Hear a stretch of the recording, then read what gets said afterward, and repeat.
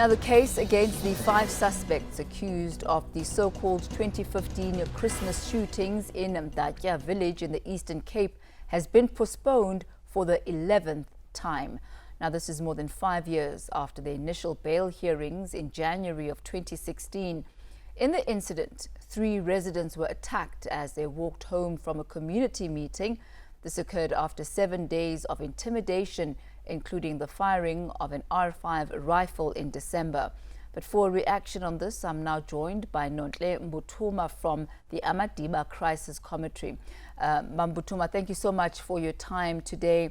Now, niziva njani that this case has been postponed for the 11th time? Honestly, we were very disappointed today because we're hoping even the judge will feel sympathy on us, because since we started 2015 going in and out in Bizana court, but not a single one day of hearing of this court case, it's a nightmare, it's a bazaar to us. And also the reasons of being postponed, we are not satisfied, we are not happy at all. Because it's either there's a senior counsel, it's either somebody's on quarantine, all those things we just been told when we're in court. It tells us that nobody prepared, because if they know that there's a problem, why can't the problem be, they just postpone the case instead of us to go all the way to court during this COVID, because we are risking our lives to go to court. But most of the people, they know, especially the defensive lawyer, because his argument today that one of his clients, that he was attacking the community, he's working in Tormin in Western Cape, he's not feeling well. Now he requests the judge that the case must be postponed. Why he was not sending that? And beside that, I was expecting at least he's going to show a proof, just a proof, a paper that he's been to the doctor, or why this sickness is so important that it can delay the court, but nothing that he produced in courtroom.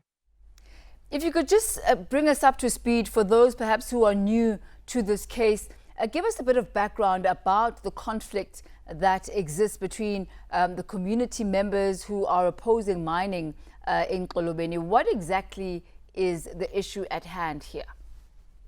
The issue here, it's a proposed mining.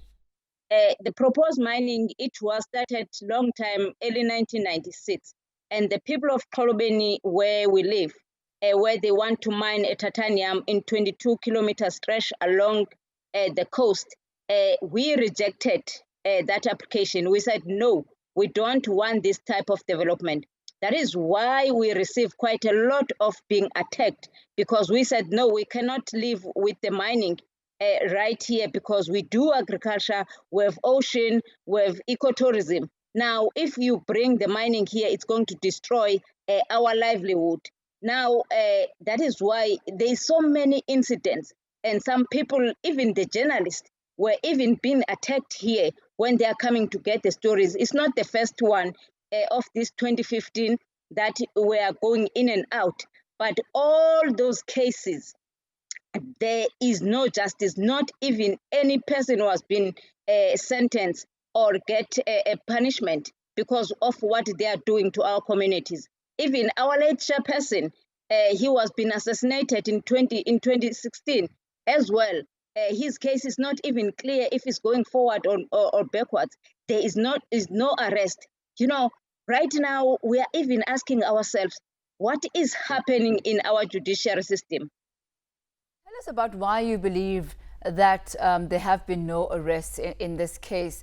Are there any dynamics that you are aware of that could be the reason why this case is actually not moving forward at all? The case of assassination, it was just obvious that the arrest will be very difficult. because you can see that the car was being hijacked by the murderers. It was being released just 2 days back to the owners. And then the question, when they do the investigation, when and how. And also, when we ask the police, how far is the investigation? They always told us one thing, that we are on investigating. Investigating what? This is quite a long time.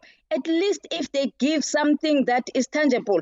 And also, even the former Minister of Minerals and Energy, Msebenzi Zwane, was even saying that, no, this matter of Bazooka have nothing to do with mining. It's not related with mining, you know. And then we said, okay, if it's not related with mining, but it doesn't matter, the life of the people is important. We need the justice for Bazooka.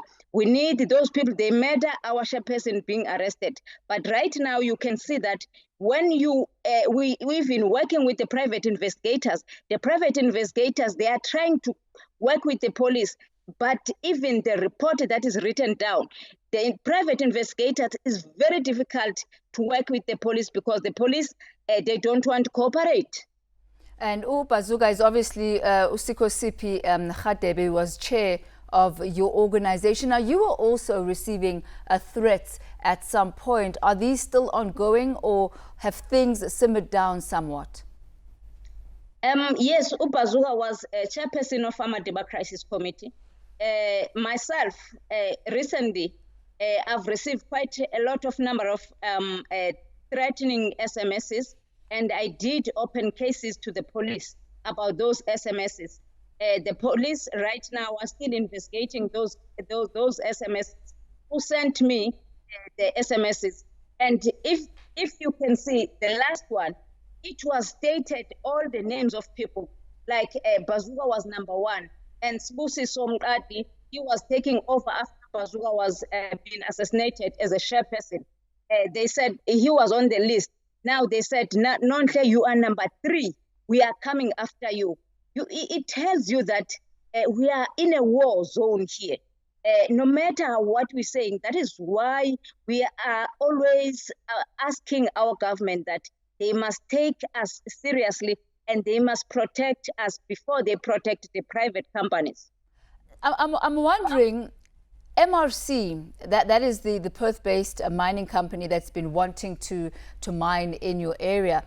Have there been any conversations with them, perhaps negotiations with them and the communities at all? The mining company, they did try to negotiate with the community, to say that they will create jobs. But we told the mining company that, no, these jobs that we are talking about is a short term. But here we have something that is sustainable. That's something that we live for centuries. Now, mining is just a short term. We cannot compromise our long run just for a short term. No, thank you, we are not interested. But our own government is pushing.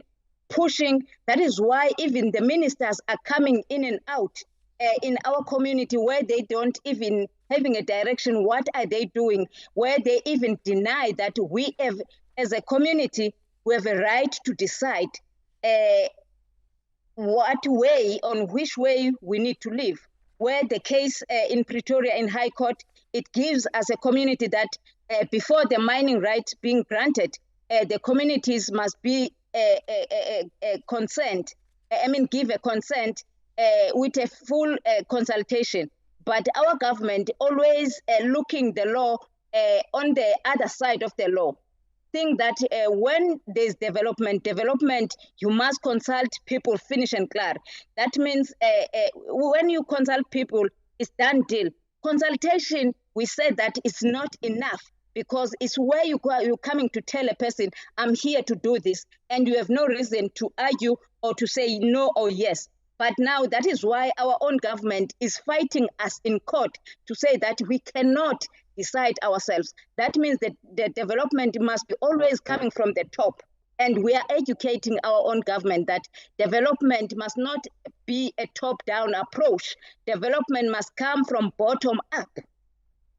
And I guess that cannot be articulated any clearer than the way that you have articulated it right now, and yet your concerns continue as justice is still being awaited, a postponement for the 11th time. So that hearing on the murder of Sikosipi Radebe still not having reached any sort of finality, not having made any progress since 2016. Thank you so much, Nontle Mbutuma from the Amadiba Crisis Committee, updating us there on what's happening.